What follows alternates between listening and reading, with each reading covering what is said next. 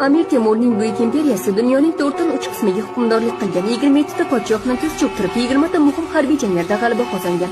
100 ga yaqin jang o'tkazib, hech birida mag'lub bo'lmagan. Tarixga ismini yengilmas Turon xoqoni Sohibqiron Amir Temur deb yozdi. Men hamma yerga shu uchun tug'ilmaganman. Men zabt etish uchun tug'ilganman. Ikkilanish bu halokat, shubhalanish esa tiz cho'kishdir. Men bo'yin egish uchun yaratilmaganman. Omad ehtiyotkorlar uchun emas, unga qat'iyat bilan intilganlarga keladi.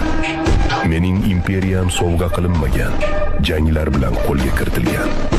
Yetakchining kuchi uning armiyasi kuchidadir. Men qo'y boshchiligidagi sherlar armiyasidan qo'rqmayman.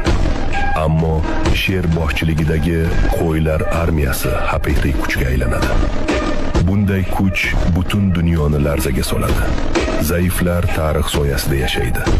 Kuchlilar o'z nomlarini muhrlaydilar. Hatto asrlar o'tsa ham mening ismim pichirlab emas, baland ovozda aytiladi.